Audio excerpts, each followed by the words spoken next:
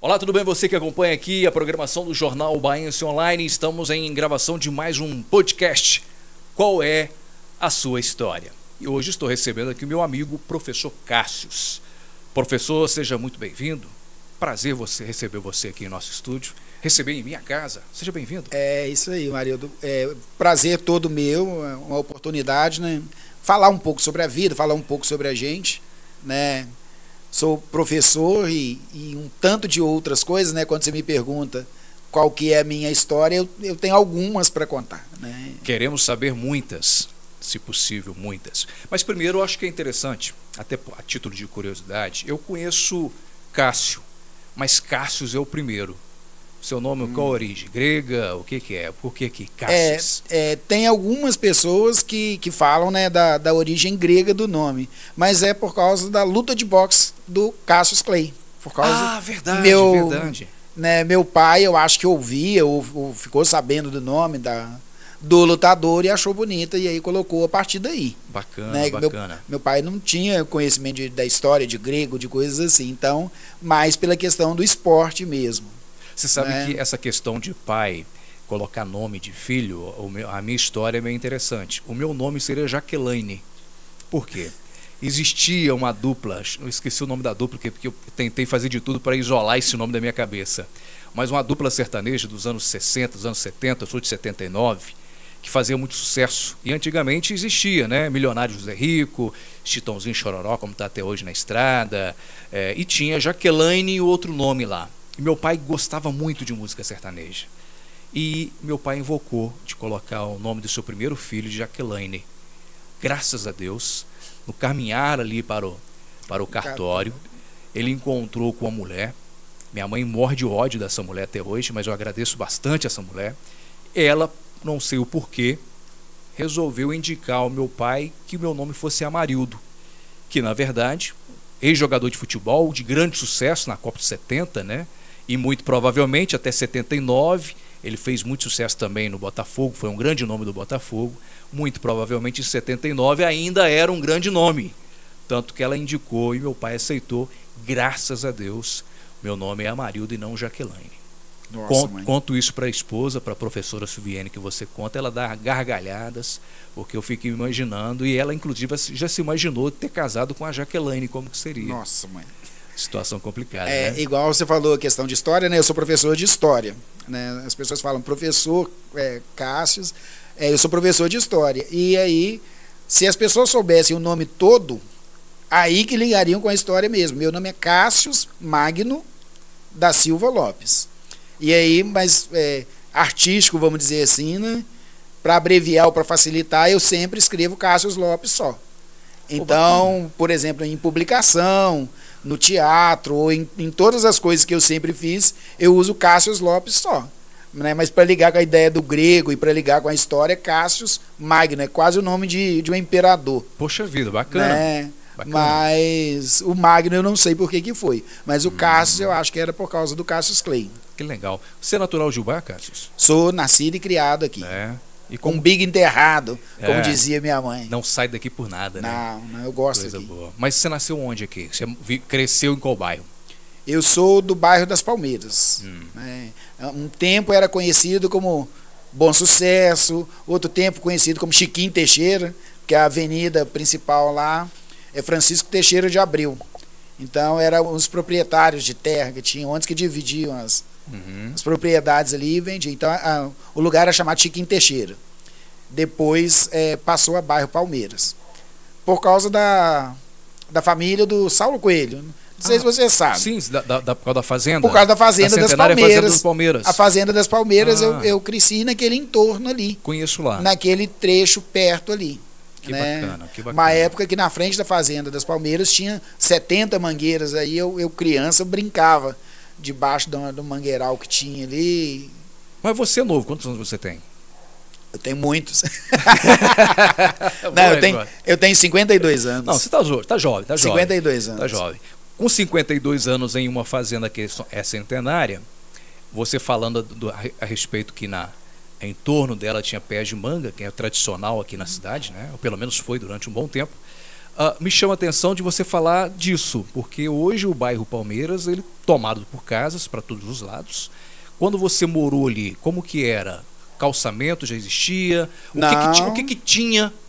O que tem hoje que naquela época não existia? Esquiavon? Não tinha Esquiavon. Esquiavon era um trilho. Porque quando você desce, o chamado Morro das Três Porteiras, tem a beiralinha. Tinha uma ponte que era de madeira embaixo no rio. Foi o Narciso que construiu a ponte em cima, aquela ponte que atravessa ali. Aí, logo à frente, não tem um cruzamento que vai para o Esquiavon? Ali era um trilho e tinha uma árvore, um curamádio, era um terreno aberto assim, e era um pasto para cima. Aí, se a gente está indo para lá, né? À esquerda tem a entrada para a Fazenda das Palmeiras. Lá na entrada da Fazenda das Palmeiras tem algumas palmeiras plantadas, mas ali na entrada da rua, onde é a rua Celina Micherife agora, tinha palmeiras plantadas ali também. Só que aí eles cortaram, abriram a rua, né, e construíram várias casas ali, onde tem o Bar do Anésio ali, que muita gente conhece, onde tem algumas casas ali, não tinha nada. Era uma passagem de trilho para poder ir para a Fazenda dos Palmeiras. Isso me chama a atenção. Uma vez eu fiz um trabalho junto à Parma Móveis e a história de Ubá relacionada aos móveis vem aí da década de 60, 70 para cá. Então tem 50, 60 anos. E você falando a respeito dessa questão do bairro, da formação do bairro Palmeiras, né? Mostra que realmente Ubá, nos últimos 60 anos, que a cidade cresceu. Muito. O lugar onde se perguntou a formação da rua onde eu morei, do lugar onde eu morei, é totalmente diferente. No lugar onde tem hoje aquele galpão da distribuidora do Vadim Farinheiro, ali era um campo de futebol, que começava da frente do beco da Quita, o lugar onde eu morava, até mais embaixo tinha um campo de pelada, assim, e para cima era um pasto, onde agora é loteamento. E morava para baixo ali, à direita, tinha uma fazenda também, uma fazenda não, uma casa de um ex-militar, né? E para frente tinha o Oswaldo Peão, ainda tinha que ferrava cavalo, que amansava cavalo na curva ali, chão de terra. Aí eles foram fatiando, foram vendendo tudo, acabou. Então não se reconhece mais o bairro da minha infância, né? Do jeito que era, do jeito que eu lembro. Essa sua infância nasceu e se criou ali dentro do bairro Palmeiras. Você é filho, você tem irmãos? Tenho. Quantos irmãos você tem? Agora somos 6, mas éramos 9. 9 filhos. Tá. O nome do seu pai e da sua mãe? Meu pai era Jorge Lopes e minha mãe era Irene. Tá. Irene da Silva Lopes. E como que era o convívio? Pai, mãe, 9 filhos ali morando no bairro Palmeiras ali. Você é o mais novo? Eu sou o mais novo. Sou mais novo. Então, assim, eu tenho uma convivência mais próxima com 3 dos meus irmãos. Com a Cleide, com o Kleber, que a gente chama de Bimbo, e eu. Que os mais novos ainda estávamos em casa. Mas os mais velhos já estavam se casando. Já convivia, assim, dentro de casa com 6 irmãos pouco tempo, né? E ficamos os 3, meu pai e minha mãe. Depois meu irmão casou também, ficamos eu e minha irmã. Poxa. E aí depois os pais faleceram, eu fui morar com essa irmã durante muito tempo. Você deve ter visto na minha festa. Eu conheci a sua irmã lá. Aquela então é mais próxima de mim. Mais próxima de você. Ela é 3 anos mais velha que eu. Entendi. É a irmã que você conviveu mais tempo, então? Sim. Assim, dentro da casa dos seus pais. Isso. Ah, que bacana. E como que era o Cássio, menino ali? Você é uma daquelas pessoas, eu conheço alguns aqui que falam em Ubá que chegaram a nadar no Ribeirão Ubá, tinha rio, né? Você não é dessa época, não, né? Você não tem essa história de poder falar que já nadou no Ribeirão Ubá. Não. E na verdade quando você era menino ainda, o rio já estava desse jeito ou estava um pouquinho pior, menos pior? Eu não, era menos pior. Mas eu não cheguei a conhecer esse trecho de rio, o pessoal fala que nadava e não ia muito para o lado de lá, né? Então brincava menino ali, também, né? Então tinha o campo de futebol ali, tinha o terreno da casa da Lorena, que tinha uma família também, viveu perto da gente muito tempo, Então tinha amizade com os filhos, com os netos da dona Naíri, que é a família da Lorena, e eles tinham um terreiro muito grande. Então a gente ia para lá jogar queimada, brincar de bandeirinha, de coisas assim, nesse terreiro. E brincava na rua também, se podia brincar na rua com tranquilidade, não tinha problema nenhum. Então foi bem por ali. Né? Tinha o campo, a mangueira, tinha esse terreiro e esse pessoal que a gente brincava, então era muito tranquilo ali.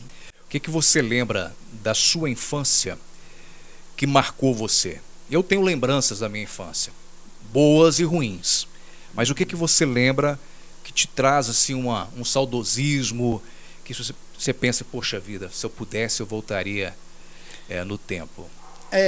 Olha, Barildo, eu acho, eu falo isso com algumas pessoas, né? Assim, eu tive uma vida muito simples. A gente não passou falta, não passou necessidade, essa história triste de dizer que passei fome, não tive isso. Mas assim, eu tive uma vida muito simples, muito regrada, vamos dizer assim. Mas quando você estava perguntando sobre a infância, tem coisas que são interessantes, né? Eu sou daquela infância em que eu ainda fui assistir televisão e ia ver novela na casa do vizinho, porque na minha casa não tinha. Né? De buscar água na mina. Né? Então, assim, a minha família morava num lugar que eu falei que era o Beco da Quita, morava minha tia, na primeira casa, tinha uma segunda tia e a casa do meu pai. E aí um monte de primos e um monte de pessoas. A gente tinha uma cisterna no terreiro do lado de fora, mas aí embaixo tinha uma mina. Né? Então, isso é coisa que é memória pra gente. Né? De buscar água na mina, de brincar naquele entorno ali, de ir na casa do vizinho. A gente era bem recebido e convivia bem com essa família lá. Era né? Diferente também, né? Era muito diferente. Então eu acho que uma coisa que me faz pensar é que a juventude hoje não valoriza a facilidade das coisas que tem. Né? Então a gente, para ver uma televisão, tinha que ir na casa do vizinho. Né? E hoje em dia a molecada tem tudo muito fácil às vezes e não valoriza isso. Então... E quando você sai dessa sua infância, claro, você começa a estudar. Aí eu quero adiantar um pouco no tempo. Você estuda, antigamente se falava quarta série, oitava série, que era o primeiro, segundo grau, depois ensino médio, e surge então o professor Cássio. Vou dar um pulo no tempo, saindo da sua infância, pulando já aí na sua adolescência, já entrando na fase de adulto. Quando que surge a oportunidade ou a vontade de ser ou de se tornar um professor? Uhum. Isso é um dado quase que histórico também, né?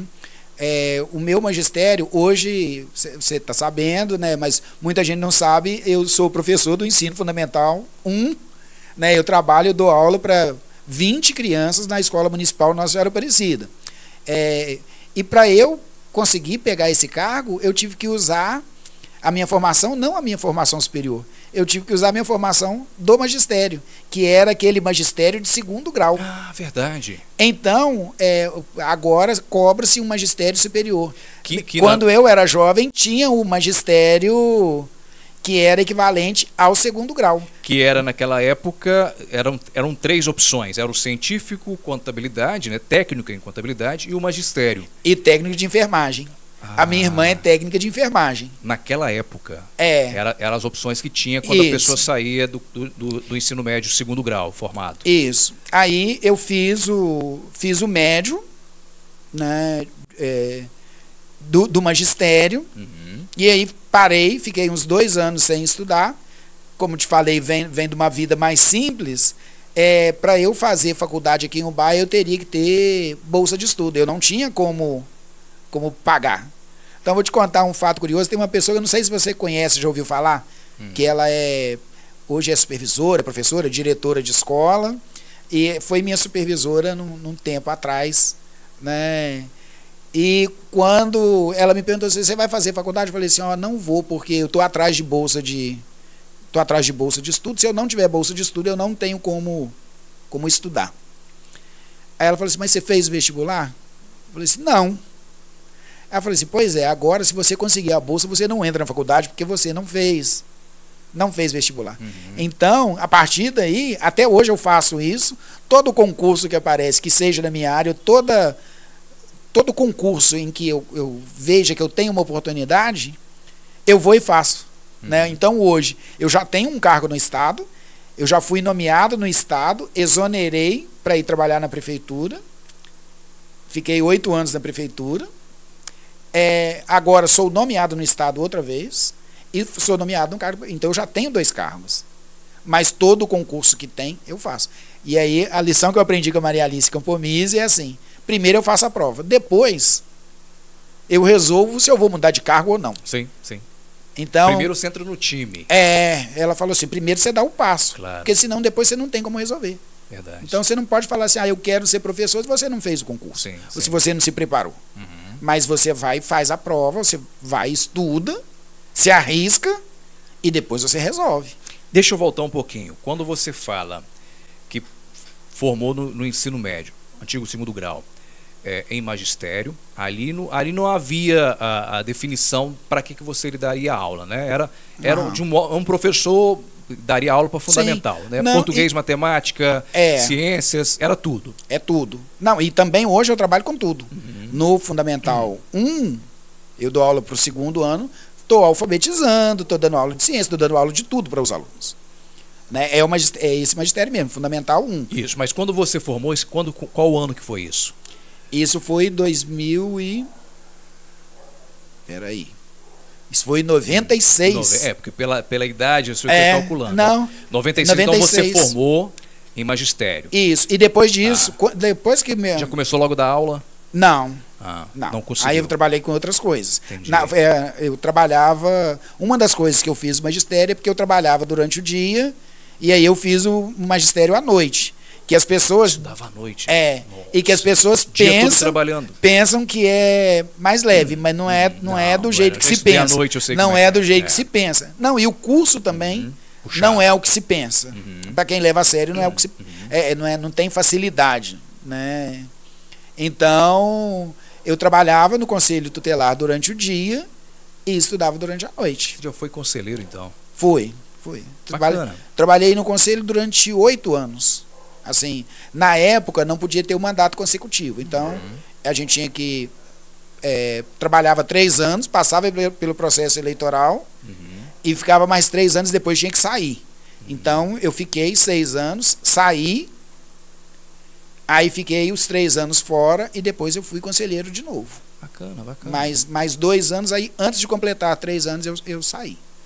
Para a gente finalizar a questão do magistério. Então você formou em magistério, que é conhecido hoje como curso normal, né? Curso normal superior. Você formou, não começou a dar aula de imediato, trabalhava como conselheiro tutelar. A partir do trabalho como conselheiro tutelar, você então se formou professor. Como que você saiu de um cargo público, né? De uma certa forma, e cai numa sala de aula?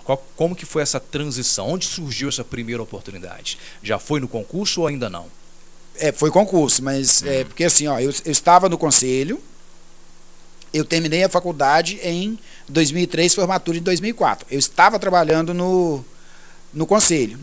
Então teve um concurso, né? Várias pessoas, você estava me perguntando se eu sou de Ubá, se eu valorizo Ubá e tal. Várias pessoas me falaram assim, não, faz concurso para o Alto da Serra, que tem muita vaga. Faz concurso para o Norte de Minas. Eu falei assim, não, estou trabalhando no conselho, eu faço concurso para aqui. Se eu passar e for nomeado e quiser trabalhar no Estado, eu fico por aqui. Se não, eu continuo no conselho. E aí... fiquei bem classificado, mas não fiquei dentro das vagas. Então, saí do conselho, mais ou menos em 2006. Em 2007, eu trabalhei numa fábrica de móveis, no escritório. Depois trabalhei na gráfica do patronato, uns 8 meses também. E aí fui nomeado no Estado. Que bacana. Aí fui nomeado no Estado, assumi 2006, 2007. trabalhei na Escola Governador Valadares, foi a primeira escola que eu trabalhei, né, na sala de aula, no bairro Grosseres, hoje é a Escola Quilombola, né, e assumi ali, aí trabalhei lá 2007, 2008, no final de 2008 o PT ganhou a administração de Ubá e eu fui chamado para trabalhar na administração do PT aqui na cidade. E aí eu exonerei. Eu estava no meio do estágio probatório, exonerei, o pessoal punha a mão na cabeça e falou: você é doido. Caramba. Eu falei assim: não, eu vou trabalhar. Você entrou com um carro comissionado na prefeitura. Isso. E eles falavam assim: não, isso de uma hora para outra. Você abriu mão, sim, então, de um cargo, apesar de você estar no estágio, mas teoricamente. De um cargo efetivo. Um cargo efetivo, totalmente seguro, para trabalhar num cargo comissionado dentro do município. E que eu poderia ser mandado embora a qualquer hora. Momento. Né? Porque o chamado cargo de confiança, claro, né? Confiança claro. Você pode perder a qualquer momento. Claro. Então as pessoas falam assim: mas você é louco, você não faz, você não troca o certo pelo duvidoso. Eu falei assim: não, mas eu vou. Eu sempre trabalhei, né?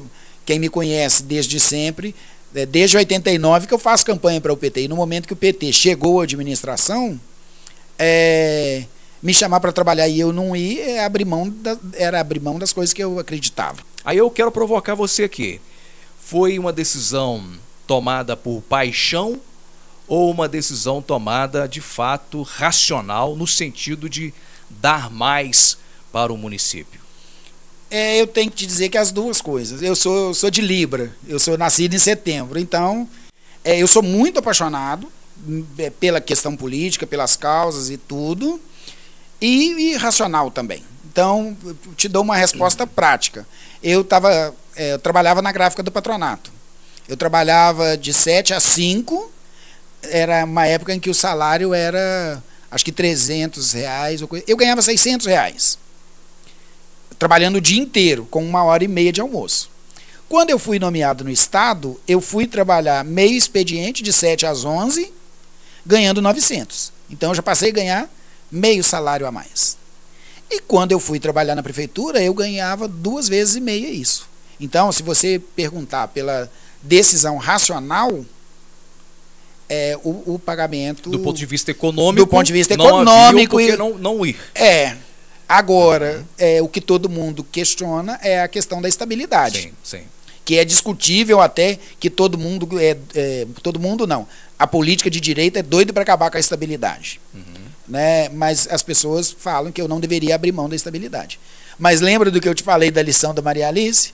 Eu fui trabalhar na prefeitura, eu tinha um cargo de confiança razoável, eu era gerente de divisão, né? Abaixo da secretária de Cultura, trabalhava muito com ela, maior orgulho de ter trabalhado com a Aparecida Camiloto e de ser amigo dela até hoje, né? Então, eu tinha, mas quando teve concurso, eu fiz.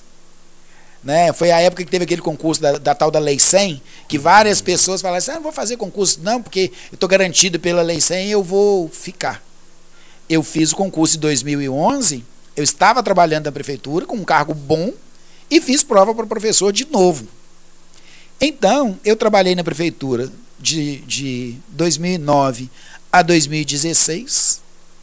Quando terminou o tempo da gestão do PT em Ubá, eu estava aprovado em concurso e fui nomeado outra vez. Fui trabalhar na Escola Lívio Carneiro, que também tem o maior orgulho de ter trabalhado lá, ter amizades na escola até hoje. Digamos que a sua estratégia, ela foi arriscada, de fato, mas a forma como você jogou, ela te deu aí não apenas uma experiência dentro da administração pública, sim, tem riscos, né? Uhum. Mas eu sempre digo assim, o risco tem que ser calculado. E penso eu que o que você fez foi um risco calculado. Mas não posso dizer que foi calculado, que eu não podia ter a certeza de que eu ia ser aprovado no concurso. Sim, sim, sim. Eu dou aula do 6º ao médio e dou aula na alfabetização. E fala recorrente minha com os meus alunos, e aí, se algum deles estiver assistindo, vai poder confirmar isso, vai poder comentar na nossa apresentação aqui. Eu falo com eles que a educação é o caminho que te faz ser. Então, eu podia, quando eu fui chamado para trabalhar na Secretaria de Cultura, o meu nome foi citado antes da minha presença. Então, Aparecida Camiloto foi chamada para ser secretária de Cultura. E aí ela conversou com o prefeito da época e falou assim: eu queria chamar o Cássio para trabalhar comigo. Aí ele falou assim: mas você acha que ele dá conta? Aí ela falou assim: não, eu conheço e eu trabalho com ele. Então, o que me possibilitou trabalhar na Secretaria de Cultura é a minha capacidade técnica, o meu conhecimento, a minha habilidade nessa área. Né, que, como você disse, para o bem e para o mal, a minha capacidade, a minha lida no ambiente cultural me fez ficar 8 anos, né, criando amigos e inimigos, mas atuando de uma forma responsável, séria. O que me faz hoje estar na sala de aula do 6º ao 9º é a aprovação em concurso. E o que me faz estar hoje na sala do 2º ano também foi, quer dizer, eu não fiz o magistério simplesmente por fazer. Eu aprendi técnicas pedagógicas, eu tenho jeito, né? Tem um monte de gente que fala assim: mas como é que você consegue controlar 20 crianças dentro de uma sala de aula? Né? Então, a educação, o estudo, a dedicação, a determinação é que vai te possibilitar. Mas uma outra coisa que eu falo também, quando eu estava na Secretaria de Cultura lá, uma funcionária ela falou assim: Cássio, de fome você não morre não, né? Eu falei assim: não. Porque eu sei pintar parede, eu faço bonecos, né? Agora tô me tornando escritor também, sou contador de histórias. Então, nada do que a gente tenha possibilidade de aprender, a gente deve deixar de lado. Tudo que você puder aprender, tudo que você puder estudar, conhecimento não ocupa espaço e ninguém te tira. Então, se me mandassem embora da prefeitura, até cogitou-se se fazer isso, sem nem conversar comigo, uma outra hora eu te conto isso, se me mandassem embora, eu sei me virar. Eu me viro. Né? De pintor de parede, de pintor artístico, se precisar, né? Faço restauração, não sei se você já viu, de algumas coisas. Então eu me viro de diversas maneiras, porque tudo que eu tenho oportunidade de aprender naquilo que eu gosto de fazer, eu me dedico para isso. Vamos continuar falando de política, Cássio? Você gosta muito, eu também.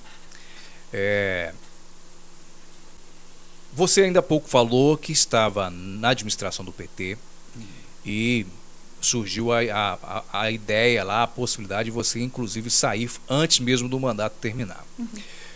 Você é um petista assumido, né?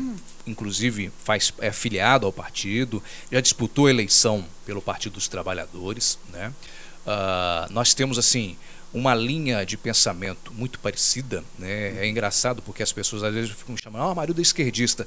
Não, não é que eu seja esquerdista, porque dá a impressão que é como se fosse uma doença, né? Não, eu me considero uma pessoa de esquerda progressista, porque eu entendo que quem tem dinheiro é justo a pessoa trabalhar e ganhar mais, mas a mesma oportunidade que aquela pessoa que tem dinheiro e ela acaba tendo a oportunidade de ganhar mais, para aquele que pouco tem que ser dado a ele também a mesma oportunidade. E às vezes a gente não consegue talvez perceber isso, e a minha profissão ela me permite isso, de estar conversando com um juiz de direito, mas ao mesmo tempo veio uma mãe que está passando por uma dificuldade, com 2, 3, 4 filhos, e ela não tem sequer o que comer. Eu não gosto muito dessa ideia. Essa semana eu estava conversando com o professor Salomão, e o professor Salomão, na conversa, na roda de pessoas que estavam com a gente ali, ele falou assim: não, eu sou humanista. Eu achei o termo melhor do que falar eu sou esquerdista ou eu sou de direita. Eu acho que se você for humano, você não tem que ter lado ideológico de política. Eu penso que você tem que ter humanidade, empatia com o problema do outro. Então, para começar, né? Eu sou do PT antes de ser do PT. Eu faço campanha para o Lula desde 89. E eu sou filiado a partir de 93. Então, quando o Lula perdeu aquela eleição, naquele debate montado, né, no lugar onde eu morava, minha família já deixava um carrinho de pipoca na beira da rua, cheio bandeirinha do PT, e a gente tinha material que meu irmão trazia do Rio. Eu tinha um irmão que morava no Rio de Janeiro, trazia do PT de lá para nós fazermos campanha para o Lula aqui. Né? Então, eu nem conhecia as pessoas do PT nessa época. Né? Mas, uma coisa que... Aí eu vou... na linha do que Salomão te falou, mas trazendo a minha verdade, o que me fez ir para o PT não foi pensamento de esquerda, não foi pensamento político, foi pensamento religioso. Eu era de grupo de jovens, né? E aquilo que a gente fala de defender o que é justo, de defender a verdade, de atender o menos favorecido, aquele que dá o pão para quem tem fome, ser justo e digno, são valores que me foram dados pela religião, pelos grupos de jovens, a gente estudava lá, tinha 5 passos da dimensões da formação integral do caráter do ser humano. Então tinha a experiência espiritual e religiosa, mas tinha a dimensão sociotransformadora também, que era eu encarar, fazer análise de conjuntura, perceber os problemas da realidade e ver o que a gente teria que fazer para melhorar a vida das pessoas, e não das outras pessoas, da nossa vida. Que às vezes a gente fala dos problemas como se a gente não tivesse incluído nele. Eu fui parar na política e fui parar no PT porque era o partido próximo daquilo que estava no evangelho que eu seguia, né?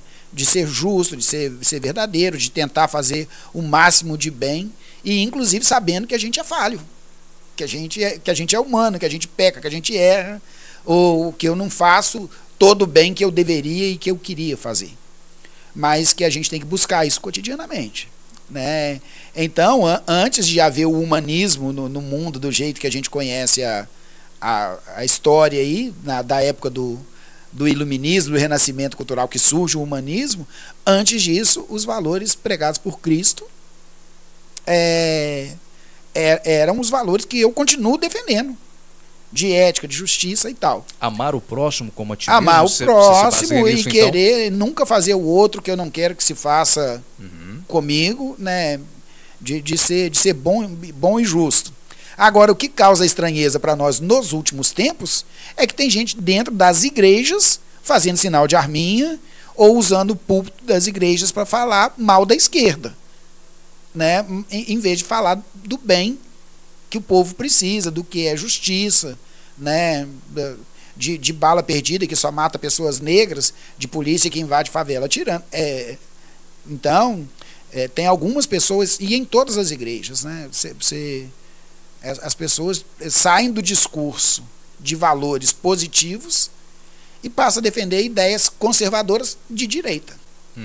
De direita. Que muitas das vezes acaba sendo aquele pensamento não de opressão, mas de extermínio em relação àquele que pensa diferente de você.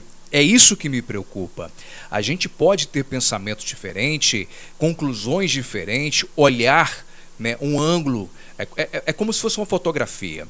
Eu penso dessa forma. Quando você vê uma paisagem e tira uma foto, o ângulo que você está olhando, ele é diferente para todo mundo, porque eu penso que ele se baseia na formação espiritual, na formação de base familiar, se tem, não tem, o ambiente onde você cresceu. O ambiente que você cresceu foi diferente do meu. Então é evidente que o seu ponto de vista em relação ao meu é diferente. Em algum momento a gente pode haver ali um momento da gente se encontrar, porque a vida vai ensinando também. Mas o que me preocupa muito quando você fala da questão religiosa dentro do ambiente cristão é isso, porque se você se basear e ficar literalmente baseado nos ensinamentos que Cristo deu, é algo que deixa assim qualquer pessoa realmente cristã de fato, que segue Jesus Cristo, os ensinamentos dele pelo menos, e quando vê o que acontece dentro das igrejas, né, a arminha, aquela coisa, que a esquerda é isso, que a esquerda é aquilo, isso mostra que o ambiente que Cristo, né, pelas suas palavras, deixou foi esquecido. A gente tem um problema, Amarildo, igual você fala da evolução da sociedade, das melhoras, né? nós estamos num tempo de muita informação e pouco conhecimento, né? Então, a juventude muitas vezes não tem a paciência para a sala de aula porque quer ficar jogando Free Fire. Então, não quer prestar atenção na aula, não quer, não tem paciência de ler mais do que três parágrafos, né? Então, é uma informação muito rasa. E se a pessoa não tem uma base de conhecimento e de formação, ela é facilmente manipulável, porque ela não tem convicção de nada. Então, se falar que, né, que a esquerda é o mal, eles não têm informação do que é o mal, o que é o bem, do que é justo, o que é injusto, eles saem repetindo. Então, a internet tem excelentes, né? Aqui nós estamos com uma ferramenta de conhecimento importante, que é colocar a informação de qualidade na mão das pessoas que ouçam a nossa conversa. Mas, muitas das vezes, a internet está ocupando o espaço e o tempo de formação de conhecimento e de caráter da juventude, e ela se torna facilmente manipulável. Facilmente manipulável. E aí, tanto para as religiões, quanto para a política, né? Então, tem gente que odeia Lula, mas não sabe por quê. Porque foi um ódio construído pela mídia e pelas informações que estão na internet. Tem gente que odeia o Lula e sequer tem idade para ter sequer lembrar da última vez que ele governou o país. Exatamente. Que me chama isso. atenção isso. Né? Então, uma das coisas, Amarildo, que Cláudio Ponciano fala uma coisa que é muito interessante. Então, que é assim, na política ou no mundo, se você não ocupar o seu espaço, vem outro e ocupa. Mas não fica espaço vago. Então, por exemplo, essa juventude que é alienada e que não quer participar de nada, que às vezes não quer ler, não quer se formar, vem outros que vão fazer isso. E essa gente vai ficar para trás. E nessa linha foi o que aconteceu com diversos segmentos da sociedade. Eles entenderam, tiveram conhecimento, tiveram entendimento de que a política é o instrumento de poder que rege o nosso país. Então, se movimentaram, as igrejas movimentou para eleger deputados e senadores e governadores e prefeitos. Né? Aqui em Ubá agora nós temos exemplo disso na eleição do Conselho Tutelar.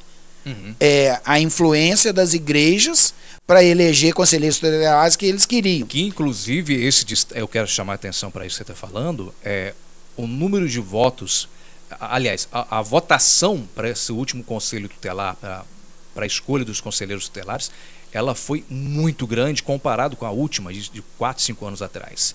Por causa disso, por uma mobilização, exatamente, um controle, igrejas, uma influência. Exatamente. Então, chegou-se ao conhecimento de usar essa força potencial para interferir na política em favor dos interesses que eles têm, não o interesse religioso, mas o interesse político. Por exemplo, de poder político, mas econômico também. Por exemplo, de isenção de impostos. Claro.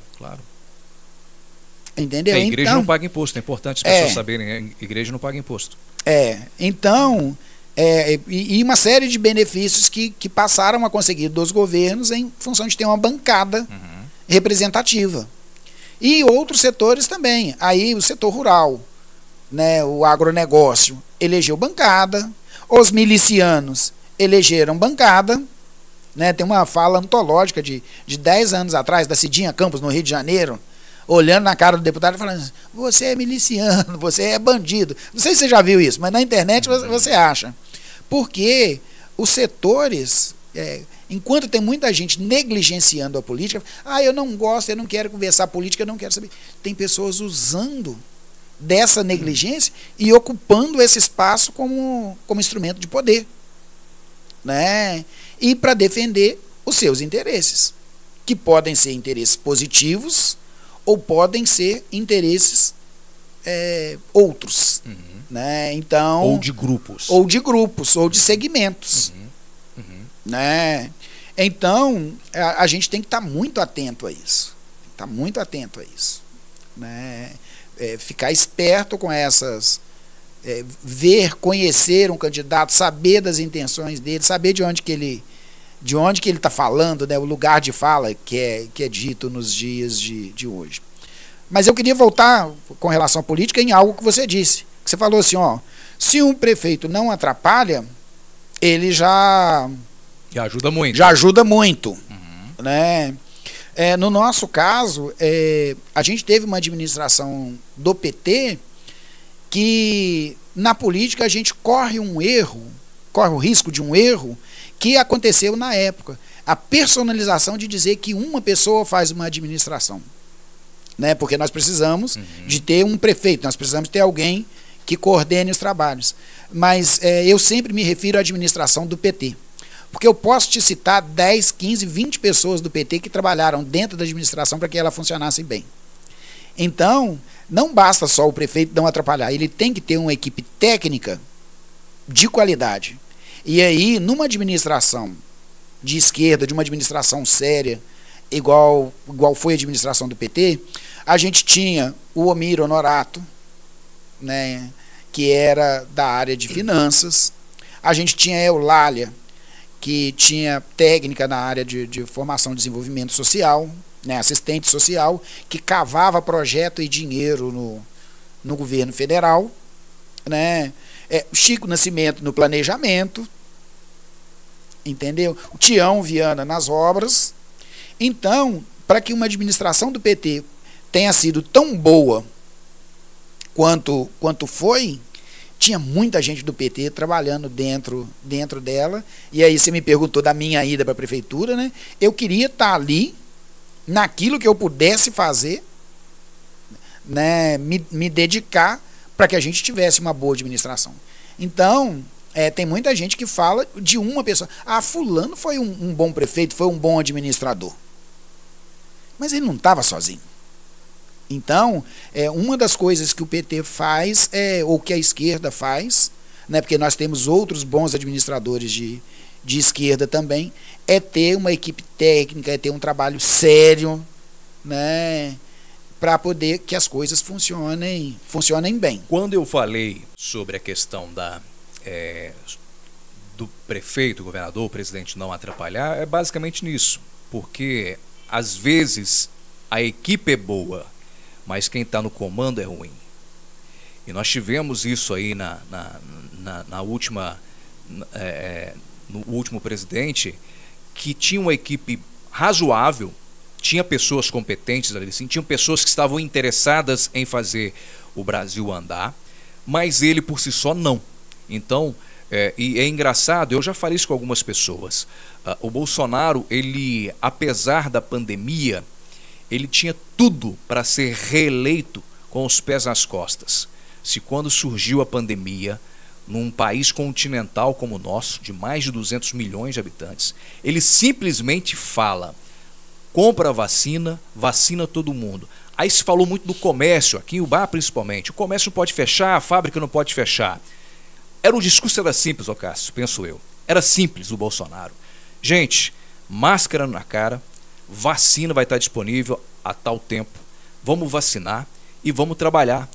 Quem puder trabalhar, vai trabalhar, tome os cuidados. Quem puder ficar em casa, fique em casa e vamos seguir a nossa vida. Eu tenho certeza que o Bolsonaro seria reeleito, porque muitos prefeitos, inclusive o nosso aqui de Ubá, foi reeleito com um discurso assim, de fazer ali vista grossa para uma série de situações.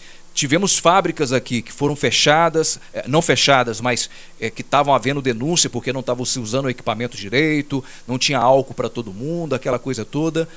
E o prefeito fez vista grossa, mas ele estava sempre na mídia. Vamos usar máscara, vamos usar álcool em gel. E isso conquistou a população. Você está entendendo? Então, se o Bolsonaro, naquela época que ele era presidente, durante a pandemia, ao invés de ele ficar indo para a mídia, ficar falando um montão de besteira lá, colocando a turma negacionista, batendo em jornalista, brigando com a ciência, se ele faz isso, manda, na época era o Mandetta, que era o primeiro ministro da saúde, Mandetta, segue o que tem que seguir a cartilha, vacina para todo mundo e vai e segue. e ele ficava ali, ó, máscara ali, máscara aqui, eu tenho certeza que ele seria reeleito. Não pela competência dele, mas por não atrapalhar quem queria trabalhar. Por isso que eu falei que quando um prefeito, um governador e um presidente, se ele não atrapalhar, as coisas funcionam. Você está entendendo? Então eu penso que o maior problema de um governante é isso. Então a equipe pode ser boa, mas se estiver na frente, ele atrapalhando, não anda. Quando você fala referente à administração do PT, e aqui a gente tem que fazer uma menção ao Vadinho Baião, porque foi ele o prefeito do PT por 2 mandatos, é importante destacar que no seu segundo mandato ele foi reeleito com um número expressivo de voto muito grande, comparado com os seus concorrentes, ele dobrou os votos. Então, quando estava na administração, não era só o prefeito, era toda a equipe. Como o atual prefeito também, nós não podemos negar. O prefeito Edson tem os seus pontos positivos, mas tem pontos negativos também. Então, é uma situação muito complicada. Mas, para a gente morrer esse assunto da política, porque a gente vai ter outras oportunidades de poder, eu quero receber você aqui. Desde já, muito obrigado pela sua presença aqui. É o 2º episódio que a gente está gravando. Uma honra receber você aqui. Mas eu queria que a gente falasse a respeito do seu trabalho, do seu livro. Vou colocar aqui, depois a gente faz uma imagem de insert. Não sei se você vai conseguir ver aqui. Ficou bacana. Um livro que você está lançando. Aliás, ele vai ser lançado ainda, Isso. né? Ele vai ser lançado ainda. Está em produção. Né? É um livro, Raira enfrenta Nicolau, o pirata da perna de pau. Bacana. Você já tinha me contado um pouquinho desse livro. Eu conheci a Raira pessoalmente. A gente está colocando foto aí durante a nossa conversa. E uma pena que a Raira infelizmente não pôde vir aqui, mas quando lançar um livro de forma oficial, por favor, vamos combinar novamente, trazer ela aqui para a gente conhecer ela. Cássio, eu fiquei assim, feliz, cara, e confesso para você, muito, muito contente de ver essa sua obra. E eu queria que você contasse para a gente um pouquinho o porquê dessa história, o porquê desse livro e principalmente o contexto envolvido nisso. Você quer o antes ou a escrita mesmo? Não, bom, de uma forma resumida, que você pudesse falar para a gente, né?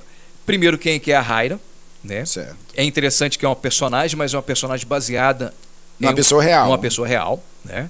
Então, o que você gostaria que você contasse pra gente a história?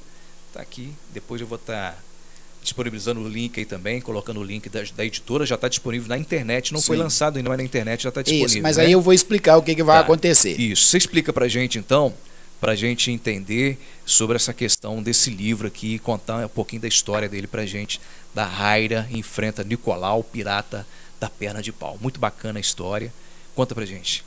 Então, eu sempre fiz muito de brincadeira as histórias, então não é a primeira história que eu escrevo, eu tenho textos escritos, mas não publicados. Então, por exemplo, quando eu fui trabalhar lá no Lívio, né, eu vou pedir licença à Gilda para contar a brincadeira aqui. A Gilda é uma pessoa que fala muito alto, eu não sei se você conhece. Não a conheço. A Gilda fala muito alto. Então, eu escrevi, enquanto eu estava no Lívio, a diretora que berrava. Eu criei uma história ambientando uma escola numa floresta que cada professor era um bicho. Então a professora de matemática era a centopeia, que contava nos dedos.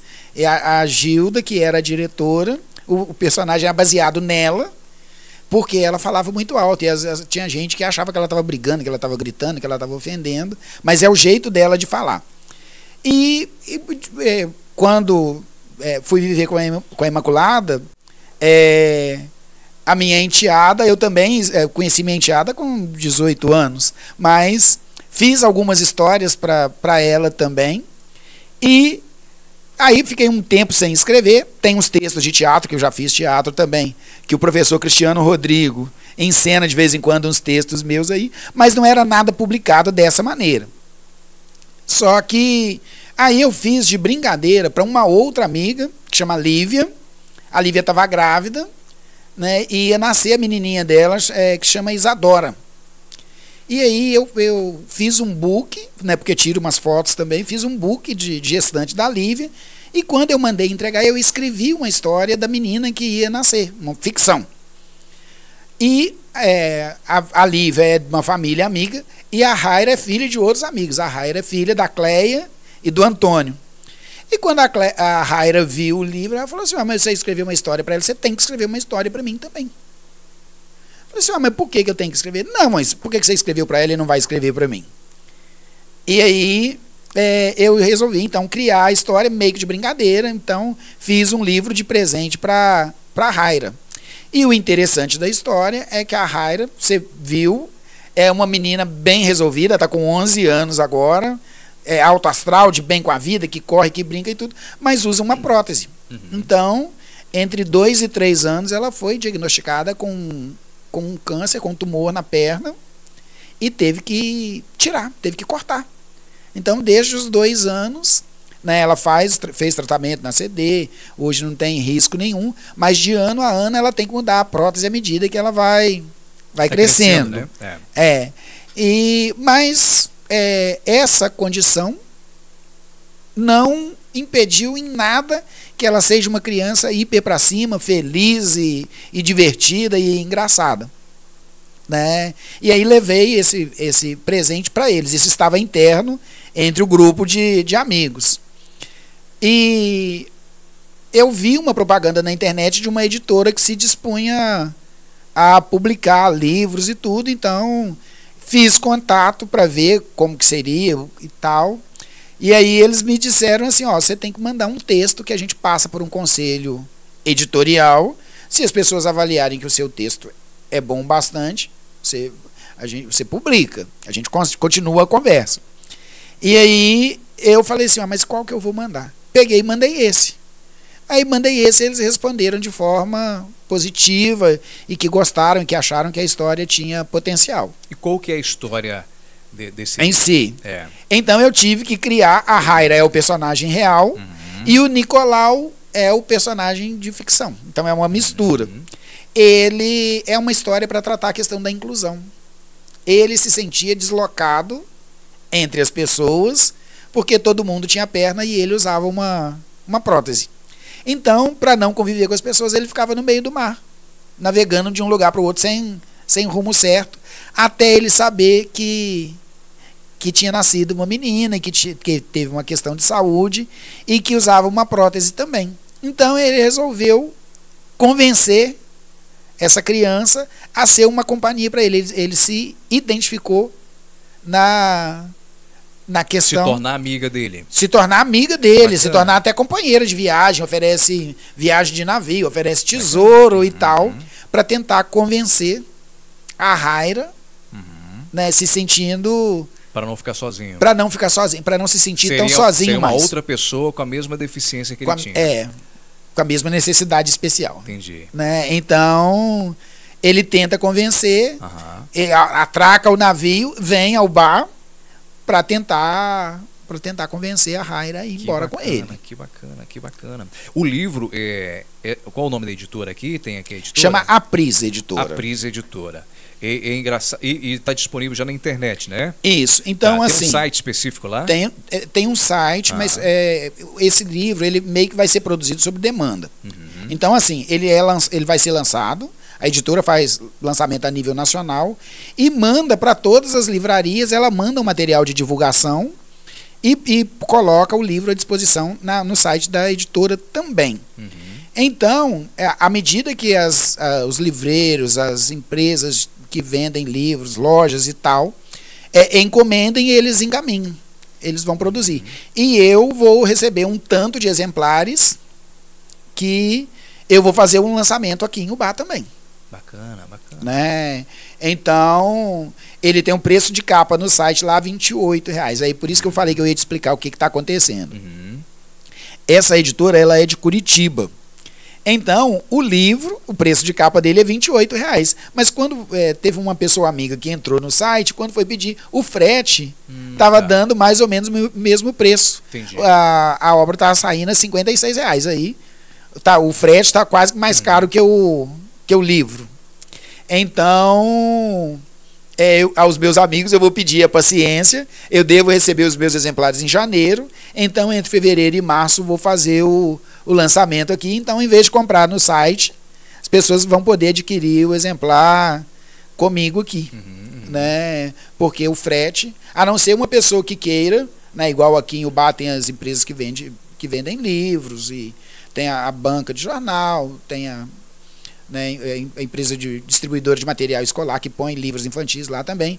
Então, se esse pessoal comprar uma quantidade maior, o frete não sai tão caro. Mas quem for comprar só um, corre o risco de ficar caro, e aí acaba tendo prejuízo, vou perder os meus leitores. Bacana. Né? Ô, Cássio, o seu livro aqui, que você apresenta pra gente aqui, ele tem também a participação aqui do ilustrador, né? Que é o ilustrador da própria editora, né?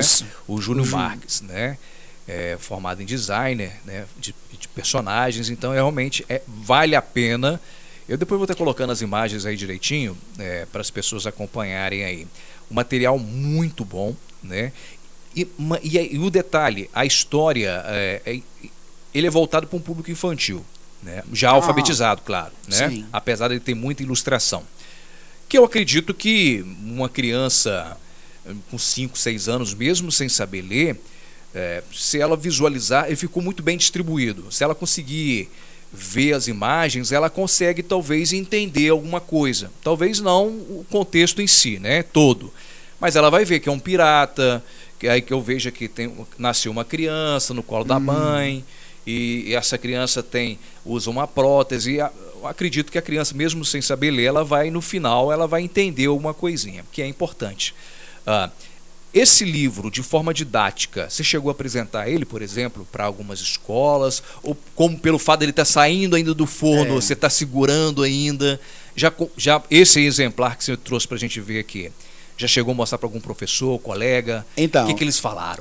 Não, as pessoas estão curiosas, estão ansiosas, querendo ler. Aí eu tive que não deixar ler, porque senão depois não me compram. Mas eu mostrei nas 2 escolas que eu trabalho, né? E as pessoas mostraram um grande interesse. Eu tenho um amigo que é o Cristiano Rodrigues, é professor de teatro, mas é professor de língua portuguesa também. Então, por exemplo, ele trabalha numa escola particular aqui da cidade, que ele falou assim, quando você tiver com o livro, você me fala que eu levo para a escola, vejo se a gente dá um jeito de apresentar lá também.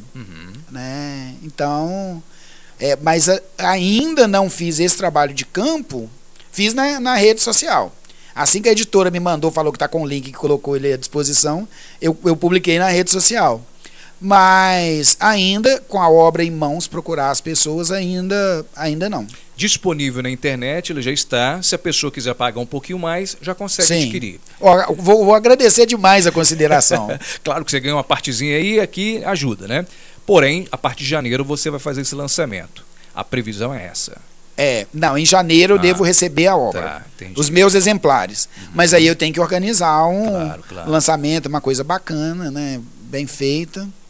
Né? Talvez eu até chame uma parceria da Academia Ubaense de Letras e tal. Né? Que tem tudo a ver, né? Fazer uma coisa solene. Mas eu falo isso brincando, porque eles já me chamaram para ser da academia. É mesmo? E eu falei que não aceitaria participar da academia enquanto não tivesse obra publicada. Faz sentido, né? Faz sentido. Então, não, mas já me argumentaram assim, que a Academia Ubaense de Ciências, Letras e Artes, que os membros são pessoas que trabalham pela cultura da cidade. Necessariamente não tem que ser escritores. Entendi. Então tem artista plástico, tem poetas, tem jornalista, tem advogado, tem compositor de samba, igual o Marcinho Calçado. Então tem uma variação de atuações das pessoas que estão lá. Mas eu falei assim, no meu critério, eu precisaria ter algo, ainda que eu escreva já há bastante tempo, mas eu quero ter algo publicado. Ter uma obra publicada. Ter uma obra, mas eu estou com publicado infantil, mas eu estou escrevendo um livro para adultos também. Bacana. Eu estou com a obra praticamente pronta. Quando estiver pronto, você vai voltar aqui.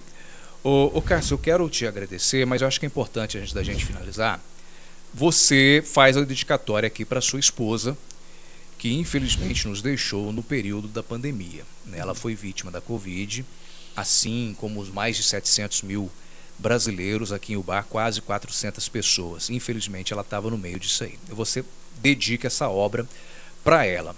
Eu gostaria que você falasse só um pouquinho dessa sua perda e da forma que você presta homenagem para sua esposa referente a esse livro. É uma menina, né, que nós temos aqui, que você retrata a história da Raira, mas você traz na memória para as pessoas e coloca, né, para a eternidade, porque um livro é uma eternidade, o nome da sua esposa aqui para prestar essa homenagem. Eu gostaria que você falasse um pouquinho sobre isso.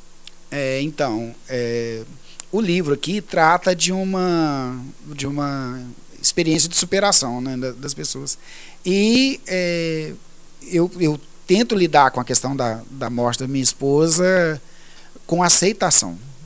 Porque entender, a gente não vai entender nunca. Então eu peço para Deus me dar a serenidade de aceitar. Mas quando eu te contei a história de eu ir trabalhar na escola Governador Valadares, eu conheci a Imaculada lá no ambiente de trabalho, a gente começou a namorar, ficamos 13 anos juntos, né? Uma esposa, uma companheira, uma companhia espetacular. Assim, eu não tenho o que reclamar do tempo da nossa convivência. Uma pessoa que, não só a mim, uma pessoa que só fez o bem por onde passou, né? Então, ela era muito mais do que eu merecia, com toda certeza. Então, a dedicatória que eu faço ali, né, que qualquer sucesso que eu venha ter na vida, eu dedico à memória dela, porque ela me fez uma pessoa muito, muito melhor, né?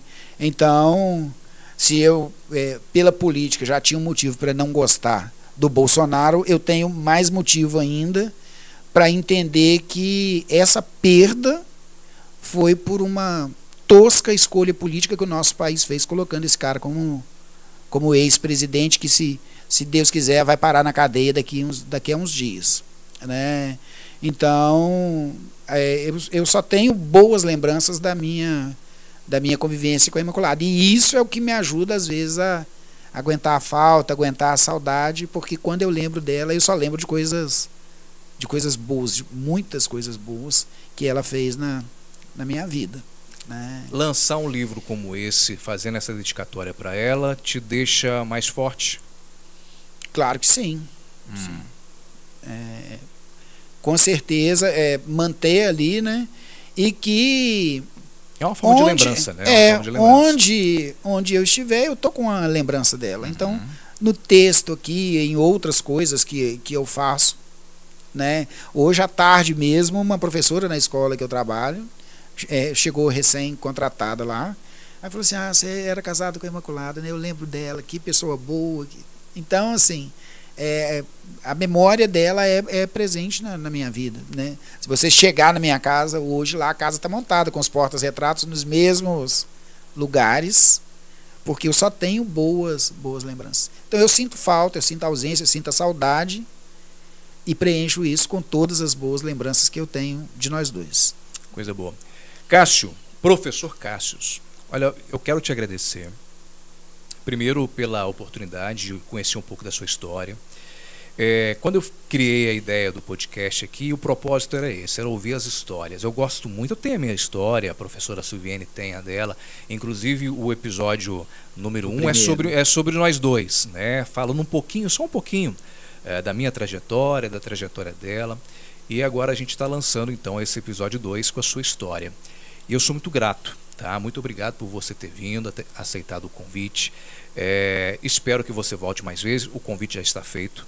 Assim que você for fazer esse lançamento, nos convide, o Jornal Baense possa estar lá fazendo essa cobertura. E eu gostaria mais uma vez que você falasse para a nossa audiência aqui, quem quiser adquirir o livro, já está disponível, né? E que você pudesse fazer os seus agradecimentos, que eu acho que é muito importante também. E quero que a gente finalize o seguinte: daqui a 20 é pouco, daqui 30 anos, quando você tiver a oportunidade de assistir essa entrevista, o que você vai falar? Ou qual é a mensagem que você quer deixar para o Cássio de daqui a 30 anos? Antes eu gostaria que você falasse do livro, antes de você responder, porque aí você vai ganhando tempo para pensar daqui 30 anos o que você quer que o Cássio lá vai ouvir, tá? Tá certo. Sobre o livro, então, onde as pessoas vão encontrar? Então, nós temos disponibilizado o link da editora Apris, né, na internet, que as pessoas podem acessar. E a própria editora disponibilizou o livro em todas as plataformas digitais. Então, por exemplo, no site do Magalu vai ter, da Amazon, todas as plataformas de venda, ele vai ser disponibilizado, né? Então, quem quiser adquirir via o site, procura a editora Apris, né? Ou procura alguma dessas plataformas que trabalham com a venda de livro. Isso vai me ajudar bastante, né? Às vezes até a pessoa que queira conhecer um pouco, porque tem algumas imagens, tem um resumo da história, tem a capa do livro que a pessoa pode acessar lá. E aí, interessando que a pessoa possa adquirir. Mas se você não adquirir ao acessar o link, você já está tornando minha obra conhecida, porque o site de busca, cada vez que uma pessoa procura um título, esse título o algoritmo joga para cima, né? E aí as editoras, as livrarias, as empresas que trabalham com comercialização de cultura vão buscar esse material, essa obra, para ter na sua disponibilidade, né? Eu também, então, quero te agradecer o convite, a oportunidade de estar aqui, dizer que não tem nada ensaiado, né? A conversa vai fluindo, então a gente fica muito à vontade e muito tranquilo. Não sei se é a altura das suas expectativas, total. Né? Mas... Deixa eu te perguntar, então, porque isso vai dar um corte bacana. Professor Cássius, qual é a mensagem que você quer deixar para o Cássius de daqui a 30 anos? Na minha família, Marilda, a gente tem uma brincadeira não, uma conversa, que eu vou te contar uma outra hora, mas nós morremos muito cedo. Quase nenhum de nós da família, meu pai e minha mãe, passa dos 70. Minha irmã, que fez 70 esse ano, está comemorando muito, né? Porque a nossa família tem morrido cedo, né? Perdi os pais e perdi 3 irmãos com menos de 70 anos. Eu estou com 52, então eu tenho 18 anos para construir história daqui para frente. Mas eu diria para mim mesmo, daqui a 18 anos, então, não faça aos outros aquilo que você não quer que façam com você, né? Seja você mesmo, né? Seja sincero, justo e bom, que é isso que vale a pena. Você vai viver os mais 30 anos, 40, 50, se Deus quiser. E eu estarei aqui também e eu vou te mostrar isso. E vamos dar boas gargalhadas. Vou falar para você, meu amigo. Você falou 18, você está ganhando mais 30, se Deus quiser. Se Deus quiser. Cássio, obrigado. Eu que te agradeço, marido.